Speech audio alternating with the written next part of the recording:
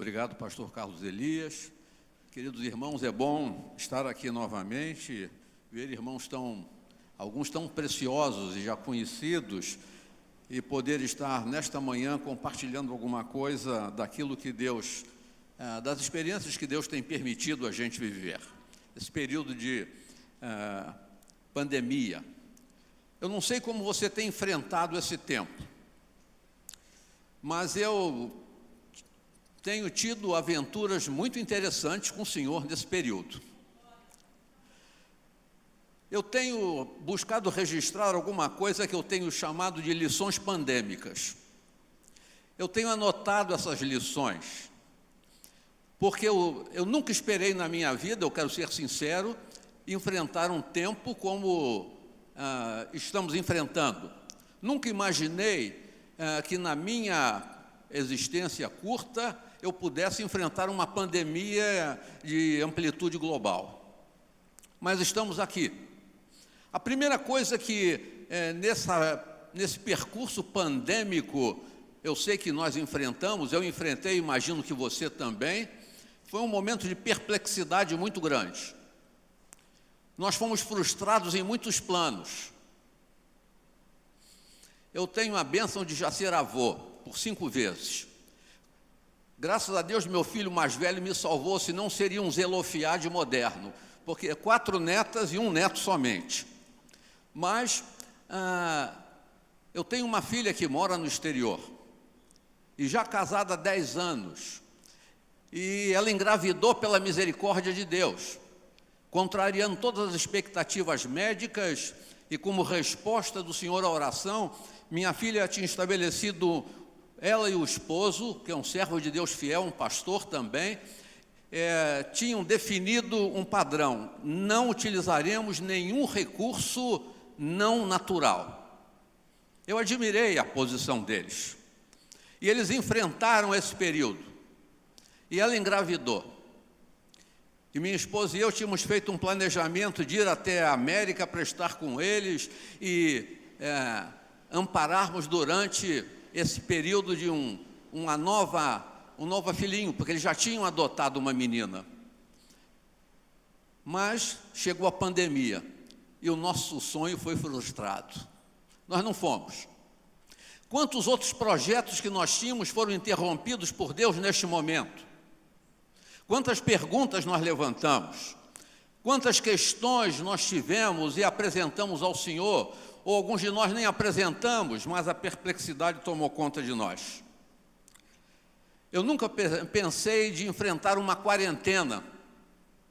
A gente ficar guardado. Irmãos, até o final do ano passado, o que a gente assistiu aqui, a higienização do púlpito, dos microfones e tudo, seria loucura para todos nós. Mas nós estamos fazendo isso. O que será daqui para frente? Os nossos planos foram alterados. Vivenciei algumas situações tão interessantes. Eu tenho uma pequena jovem amiga, ela e o esposo, eles casaram na quarentena. E quando nós telefonamos para Paula, a gente brinca: vocês continuam em lua de mel até agora, porque continuam em quarentena. A lua de mel já leva 3 meses. Que casamento abençoado, né? Que lua de mel, nunca tinha visto uma lua de mel tão longa. O casamento foi interessante, só o oficiante presente. As 2 testemunhas e os 2 noivos, todos mascarados. Vocês sabem que lua de mel não vale máscara, não é? Então, depois o que aconteceu é graça de Deus. Mas quanta coisa interessante nós vivenciamos.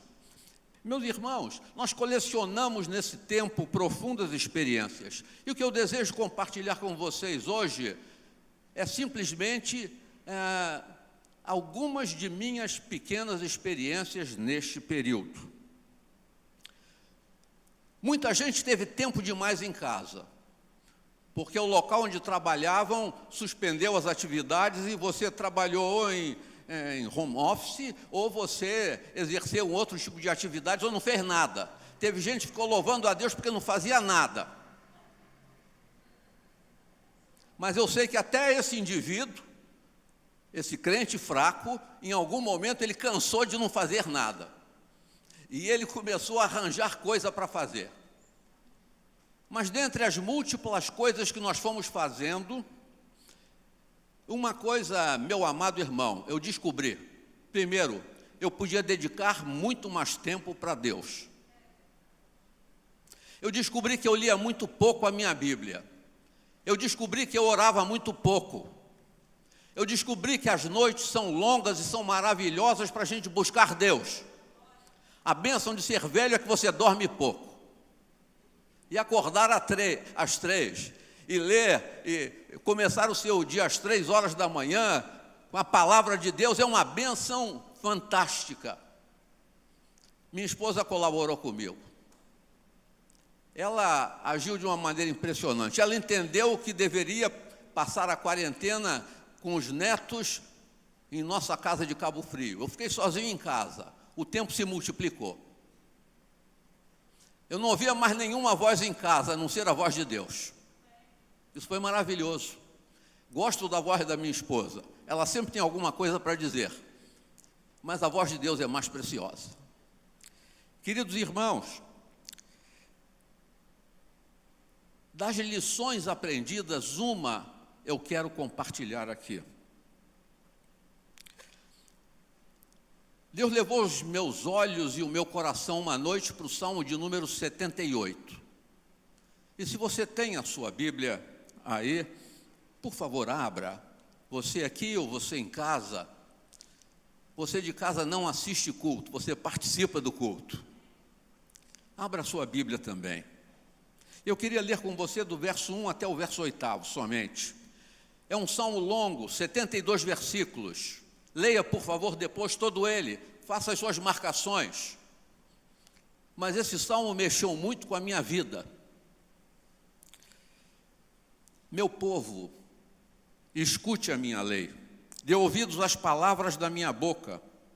Abrirei os meus lábios para proferir parábolas e publicarei enigmas dos tempos antigos. O que ouvimos e aprendemos, o que os nossos pais nos contaram, não encobriremos a seus filhos, contaremos à geração vindoura os louvores do Senhor, o seu poder e as maravilhas que fez. Ele estabeleceu um testemunho em Jacó, instituiu uma lei em Israel e ordenou aos nossos pais que os transmitissem a seus filhos, a fim de que a nova geração os conhecesse e os filhos que ainda hão de nascer se levantassem e, por sua vez, os contassem aos seus descendentes, para que pusessem a sua confiança em Deus e não se esquecessem dos feitos do Senhor, mas lhe observassem os mandamentos e que não fossem como seus pais, geração obstinada e rebelde, geração de coração inconstante e cujo espírito não foi fiel a Deus. Que Deus abençoe a palavra aqui ao nosso coração. Mas, meus amados irmãos, dois grandes aspectos eu queria colocar abrindo a reflexão desse salmo.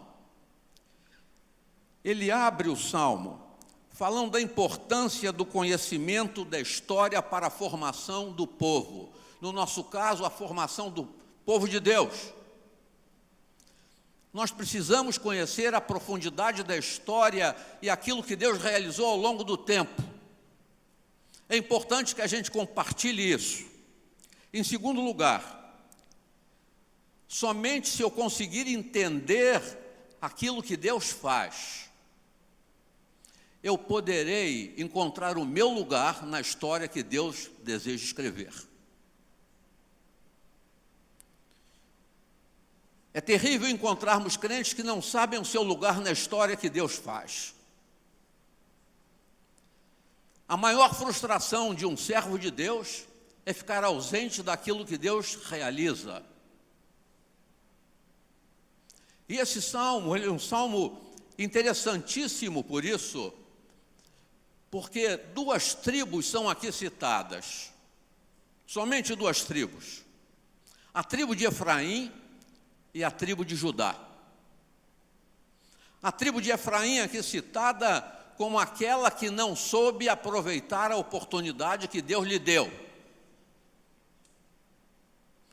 Se você voltar à palavra de Deus e for compulsá-la, esse é um salmo didático, o salmo de Asaf, mas ele varre a história desde Abraão até Davi. Ele tem um registro profundo desses fatos, mas um entendimento pleno daquilo que Deus realiza.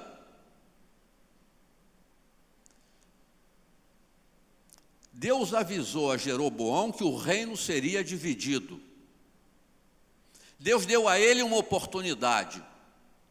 E Deus deu a ele promessas desde que ele fosse obediente à voz de Deus. Através do profeta Aías, Deus tinha falado para Jeroboão: olha, Salomão não termina os seus dias de maneira fiel. O reino vai rachar.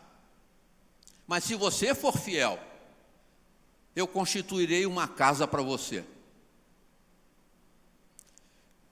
Lamentavelmente, Jeroboão mete os pés pelas mãos. Jeroboão era da tribo de Efraim.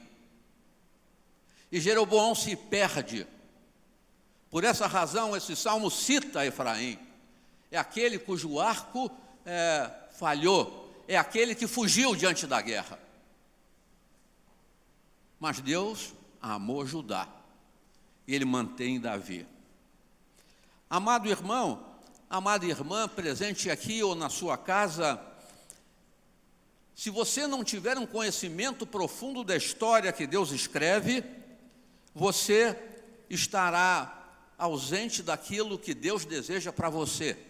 Você precisa compreender isso. É interessante que a diferença, se você olhar para o povo de Deus, vamos dizer, na jornada do deserto, você tinha o povo que conheceu os atos de Deus. Mas você tinha Moisés que conhecia o caminho de Deus. Moisés sabia por onde Deus iria caminhar. Quando nós lemos a história, a gente pode aprender o caminho de Deus. E quando a gente aprende o caminho de Deus, se torna impossível para nós o desvio dele. É diferente.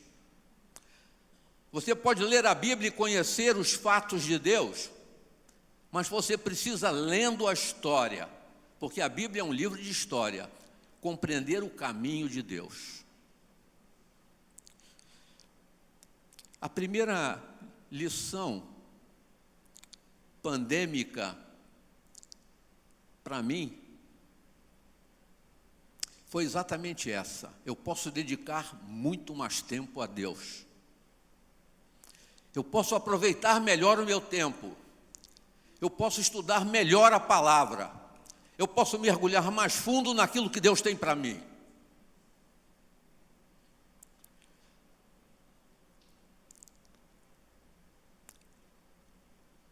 Minha mãe, já na velhice, ela deu um testemunho muito interessante. Eu creio que esse testemunho, ele fala bem a muitos de nós. Ela disse: aos 13 anos, eu aceitei a Jesus como meu Salvador, mas aos 19, eu aceitei como meu Senhor. A gente só conhece o caminho de Deus quando Cristo é Senhor da nossa vida. Aí é fácil compreender tudo. Eu tenho descoberto que quanto mais tempo eu dedico a Deus, mais Ele fala comigo. Muitos de nós queremos que Deus fale conosco, mas Ele só falará com você na medida que você dedicar tempo a Ele. Fique quieto diante dEle. A gente precisa parar diante dEle, ler a palavra e muitas vezes ouvir. Um velho amigo, internado no UTI, no hospital de Niterói, angustiado, pastor também, ele começou a dizer: Senhor, por que aqui? Por que aqui? Por que o Senhor fez isso comigo? E quando eu fui visitá-lo, no meio dessa crise, ele me deu um testemunho pessoal que falou muito ao meu coração. Ageu era o nome desse querido amigo. Ele disse: olha, Deus me disse o seguinte: Ageu, você quer fazer um favor? Cala a boca, porque se você falar eu não falo, mas cala a sua boca que eu vou falar para você. Há crentes que falam o tempo todo e não deixam Deus falar. Na madrugada, tem um livro interessante que diz que Deus sussurra na noite. Ele fala ao nosso coração.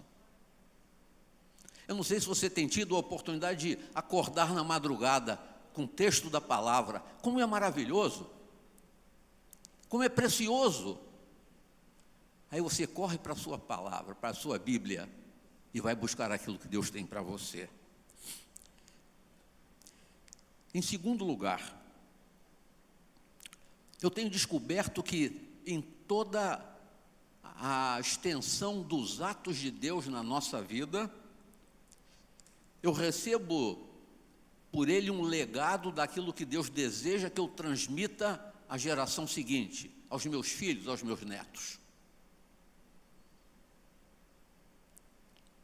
Não simplesmente o que eu recebo, mas acrescentando ao que eu recebo a história que eu vivencio, a história de Deus que eu posso vivenciar. Havia um camarada aqui no Rio de Janeiro, alcunha de Cabeleira. Ele tinha sido um marginal, mas Deus o tinha encontrado. 20 anos depois da conversão dele, do primeiro testemunho dele que eu ouvi, eu sentei num local e ele falava, ele contou ipsiliteris et verbis, a mesma palavra. E eu não me contive. A bênção da gente ficar velho é que a gente tem uma sinceridade um pouco mais radical. Eu perguntei a ele, meu irmão, será que nesses tantos anos Deus não fez nada novo na sua vida? Você não tem história para contar? Que história você tem para contar, meu irmão? Que história dos feitos de Deus na sua vida pessoal, na vida da sua família?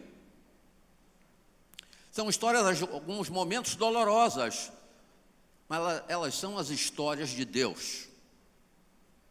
Essa semana eu vivi uma história dolorosa, quando perdi um ente querido, não por Covid, mas há 3 meses numa UTI, mantido pelos médicos que talvez interessassem a muitos prolongar a vida.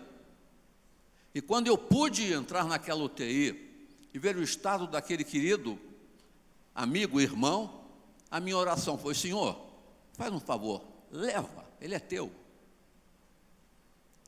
E Deus atende uma oração estranha dessa.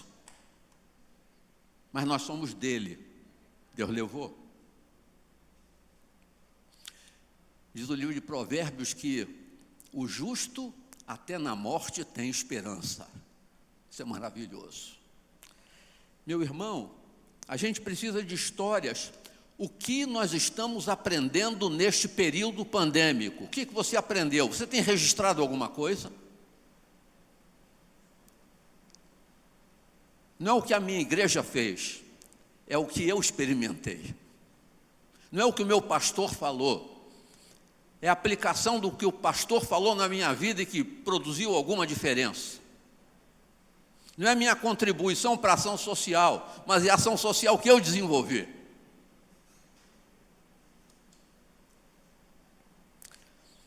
Como a gente vai transmitir isso a nossos filhos? Quando a história é nossa, você sabe o que acontece? A autoridade do discurso é outra. Eu vivenciei. Você pode daqui a alguns anos dizer, eu passei pela pandemia, você não sabe que tragédia. Mas você também pode dizer, olha, eu enfrentei a pandemia, mas você não sabe como Deus foi poderoso. Como Deus sustentou, como Deus agiu. Em terceiro lugar que eu tenho aprendido, a partir desse Salmo 78, querido irmão, nos versos 7 e 8, eu tenho aprendido que Deus tem um propósito. Não há nenhum ato divino sem propósito. Está certo que a maldita pandemia começou na China, mas eu quero lembrar para você que Deus é soberano. Ela não começaria se Deus não permitisse. Deus é Deus. Nós não somos deístas, nós somos teístas. Ele mantém o mundo em suas mãos. Ele conduz a história. Ele não perdeu o controle. Nada foge ao controle dele. Então, Deus tem propósitos interessantes com todo esse contexto que vivemos. O primeiro grande propósito, na minha concepção, é que a gente aprenda a colocar a nossa confiança nele. Os nossos planos se esboroaram. Nós perdemos o controle de muita coisa. Mas Deus deseja ser lembrado pelos seus feitos na história, como foi no caso do povo de Israel, como é no nosso caso aqui. Devemos observar os seus mandamentos sempre. Também a história nos permite que a gente evite repetir erros do passado. Como nós somos tendentes a errar como nossos pais erraram. Um dos nossos deveres é dizer, não errem como nós erramos. Por favor, ouçam Deus. Aprendam do Senhor. E ainda mais um elemento. Meu irmão, muitas vezes vencida a inércia num projeto mesmo eclesiástico, nós pensamos que aquilo que está acontecendo é por nossa força. Parece que Deus desejou lembrar a muitos de nós. Eu acho que para muitos cristãos a igreja estava muito organizada, para a cabeça de muitos de nós. Deus então disse, eu vou desorganizar tudo, para eles aprenderem a começar a trabalhar outra vez.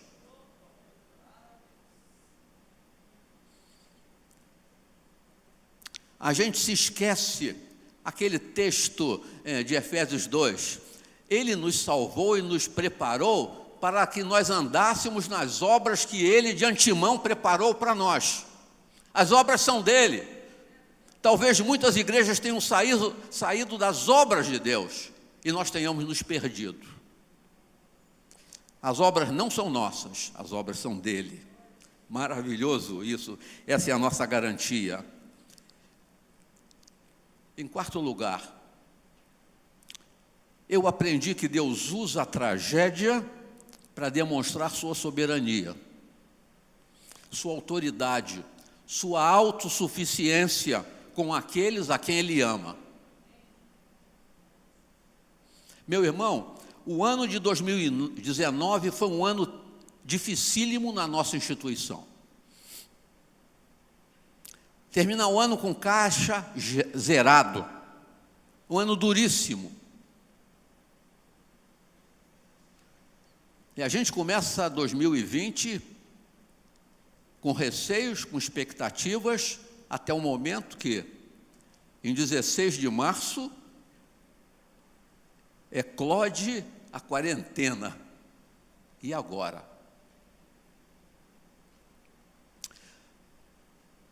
Durante muito tempo, eu quero dizer a vocês, confessar aqui, eu não vim falar de lições de terceiros.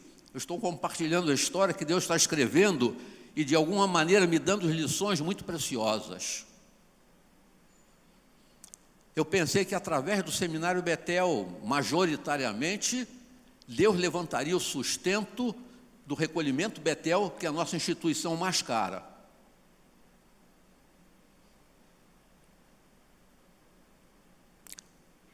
Mas quando a quarentena bate, quando as aulas se interrompem, a gente toma um susto. E agora?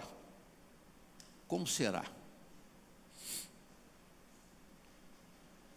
O que Deus vai fazer agora? Com os alunos distantes, ainda que tenhamos corrido, como as instituições de ensino correram, e apropriado os mecanismos da tecnologia para prosseguir, quantos alunos desempregados? Quanta necessidade surgindo, quanta gente afetada pela quarentena. E aquilo que aconteceu aqui na ação social, aconteceu conosco lá. O nosso ministério não era somente agora de ensino, mas também de atendimento a tantos alunos que estavam em necessidade. Meu amado irmão, olha que texto. Se você tem a sua Bíblia aberta, pule o seu olhar para o verso 19. 18 e 19. O povo no deserto levanta uma questão. Tentaram a Deus no seu coração, pedindo alimento que lhes fosse do gosto. Falaram contra Deus dizendo: será que Deus pode preparar para nós uma mesa no deserto? Será que Deus pode, do nada, tirar alguma realidade que nos alimente? E, meu querido, eu sou obrigado a testemunhar. Se por um voto ou princípio em nossa instituição, nós estamos proibidos de dizer ao mundo a nossa necessidade, por um dever, da mesma forma que aquela mulher que há 12 anos sofria daquela hemorragia e tocou nas vestes de Jesus, ela teve que anunciar, eu sou obrigado a dizer: Deus coloca uma mesa no deserto. Ele colocou.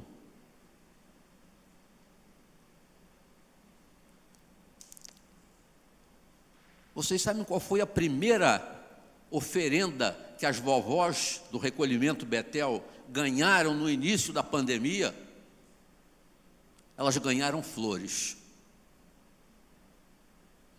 Um irmão que trabalha numa grande cadeia comercial, esse irmão teve que fechar a loja, uma grande loja, numa multinacional, e simplesmente aconteceu o seguinte: ele disse: olha, eu tenho aqui muitas flores, por favor, você pode levar essas flores para as vovós do recolhimento Betel? Orquídeas, tulipas, tudo que você possa imaginar. Por que Deus deu essa primeira oferta?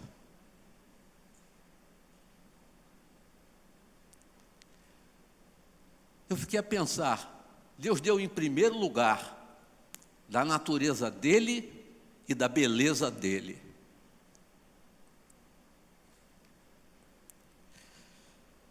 E ao longo de todo esse período, nada tem faltado. Tudo tem sido suprido com uma riqueza impressionante. Meus amados e queridos irmãos, gente que eu nunca vi na minha vida, que eu não conhecia, crentes e não crentes,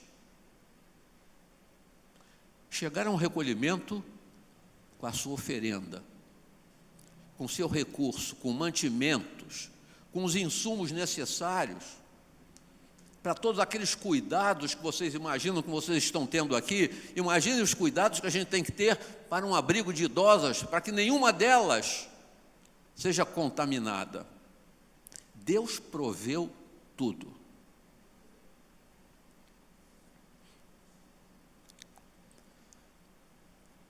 Meu irmão, será que Ele pode dar carne ao seu povo? Disse o povo de Deus. Deus fez isso. Apesar da incredulidade daquele povo, Deus não pode deixar de ser fiel. Ele sustentou. Mas a quinta e última lição que eu tirei, eu quero terminar com essa pequena reflexão, dos versos 32 a 41, você encontra nesse texto que há resultados nefastos e terríveis para a incredulidade de um crente. Um crente, por definição, é aquele que crê, mas quanto crente é incrédulo? Concordam comigo? Quantas vezes a gente espera, a gente duvida de que Deus possa realizar alguma coisa na nossa vida?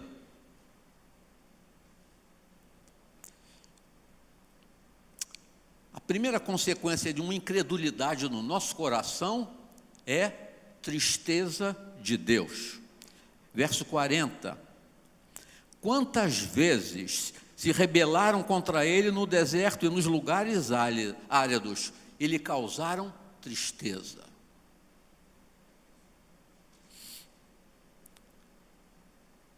Há dois tipos de tristeza, de acordo com a Bíblia. A tristeza produzida pelo pecado, que gera morte, mas a tristeza produzida pelo Espírito, que leva à vida. mas eu tenho o poder de entristecer Deus pela minha incredulidade. Eu não quero executar isso. Eu não quero duvidar dele. Eu desafio você, não duvide de Deus. Confie todos os seus cuidados ao Senhor. Ele vai realizar a obra. O verso 38, ele diz que esse tipo de comportamento produz indignação em Deus. Irmãos, eu não quero deixar Deus indignado. Não brinque com Deus. Ele é fogo consumidor. Deus nos ama. Deus é fiel à palavra dele, mas Deus pode se indignar. Em terceiro lugar, Deus pode se irar. Mesmo verso 38. Mas a pior coisa que pode acontecer,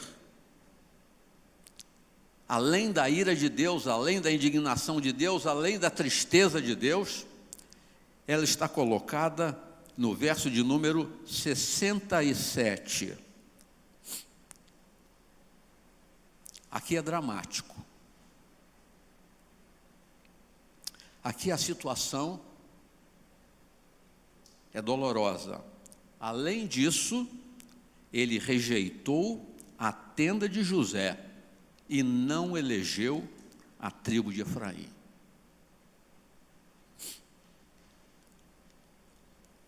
Efraim foi um problema na história, mas perdeu a oportunidade.